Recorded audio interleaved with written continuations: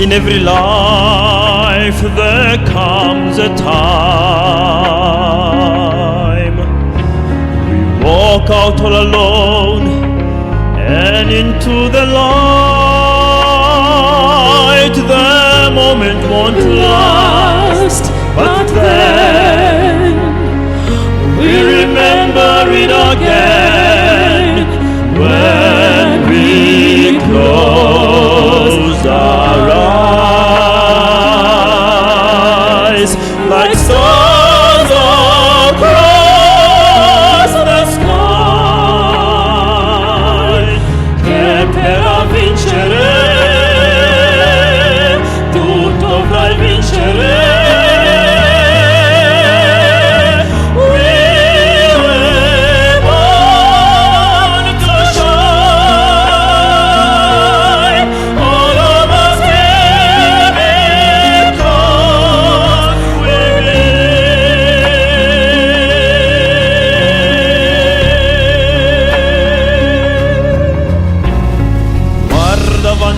Non voltarti mai, accarezza con i sogni tuoi, le tue speranze e poi verso il giorno che verrai c'è un traguardo.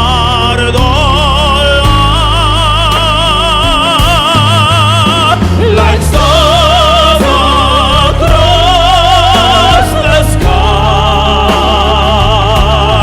e per vincere tu dovrai vincere. We were born to shine. All of us here. Absolutely beautiful. As it stands, the Gauteng Opera is faced with financial challenges in order for it to run optimally. Opera Africa closed its doors just a year ago, so this definitely speaks to these noticeable challenges that affect this industry. And it's in this light that in studio with us we've got Caryn Meyers, who is not the CEO, the chairman of the Gauteng Opera, and of course also with us we've got the CEO of the Gauteng Opera, Marcus Desando, to talk a little bit more about this. Thank you so much for joining us. Welcome to the program. Thanks for having us. It's an absolute pleasure. I mean, we hear such beautiful voices there from Penya and Kumbuzile, who are from the Gauteng Opera, and yet this is, we're putting on a show here, but behind the scenes things are tough. Talk to me about how tough it really is. I think it's the age-old story that, opera companies have always been very expensive to run, so people automatically thinks that, it's a bit tougher they think we have money, kind of, basically. So when you ask the people, say, what are you doing? We're doing productions on stage. Oh, great, you have money. Yeah. But behind the scenes is that, a lot of our funders really does give us money for productions, to performances. So we have wonderful performances for the year, and we have funds for them. But operational funding is much harder to get by, because it is really paying the salaries, keeping the doors open, keeping the offices going. That becomes the challenges, and that's really where the financial trouble really is. So how do you sustain yourself? I mean, what is it that you're doing? Obviously you talk about companies and corporates that come in for shows and things like that, but those day-to-day operations, how do you keep your doors open? Well, at the moment it's tough, it really is. And we look for corporate funding, corporate sponsors to, we call it a journey, so we've come this far in our journey, and now we're looking for the Joburg South African community to join us on that journey and help us grow and showcase more of this talent around the world. Yeah. I mean, give us an idea for what the Gauteng Opera actually does. I mean, how many people do you employ? What is the kind of work and activities that you're engaged in?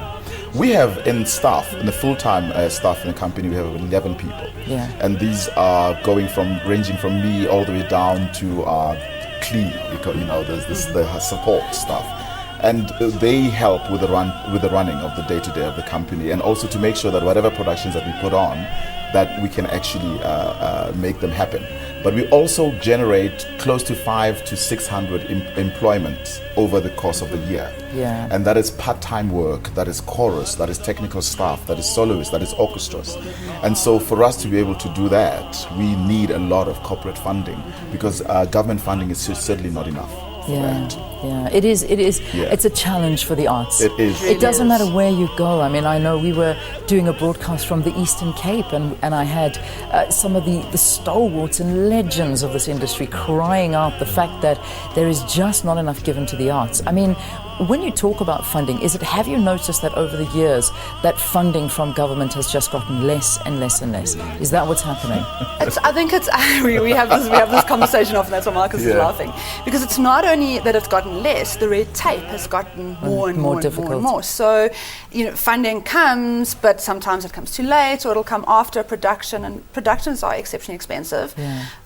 And then, to support all the operations that go around it, I think it becomes very challenging. I think Marcus has an interesting job. Yeah, I think the biggest challenge, it's always to get those cash flow issues not become issues.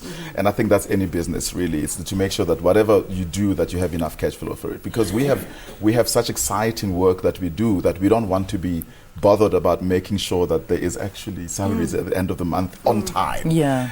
We have what I didn't say is that we have a wonderful training academy with great talent, and our biggest passion is really try to create more, develop more opera singers from South Africa that will just wow the world. And in order to do that, we need as much corporate and also private funding as we can. Yeah, I mean, when you find yourself in a year like we're finding ourselves in, I mean, corporates are struggling to make ends meet. Government is struggling at the moment. We know what's happening in the economy, and you've got some people saying, listen, why should government put that money towards something like the opera as opposed to perhaps funding or building a new school?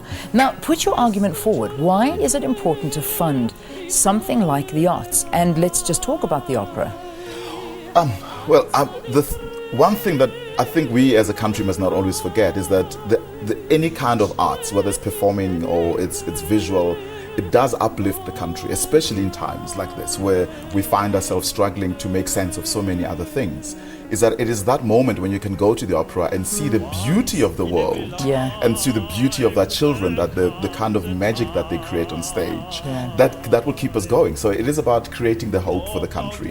We sit right now with about 20 South Africans, and most of them black, that are making wonderful careers overseas. We need to try and bring them back. We need to be able to bring them back so that we can then celebrate the kind of wonderful work that we as South Africans actually can produce. And if I can just also say, in respect of us specifically, we're currently doing a lot of local content. So we're doing African operas, specifically developed here in South Africa. For it deals with our cultural background, and that's it lets people remember, and be part of culture and learn about history and our country. Basically, keep hope going. Exactly. You can never. I mean, that's really what I was looking for, because I mean, you want to take funding away from the arts, and that's the death of the soul of a country. 100%. And that's the reality. I mean, that's the problem. So this is I suppose, just really a shout out to corporates, maybe government also. Put some more into the arts. And this time we're focusing on the Gauteng Opera, and we've got some beautiful musicians here in studio from the Gauteng Opera, Penya Modiani and Kumbuzile Dlamini, who will be singing for us once again. But thank you so much, both the CEO and the chairman of the Gauteng Opera, Marcus Desando, and of course Caryn Meyers. Thank you very much for being with us on the program. Thanks a lot.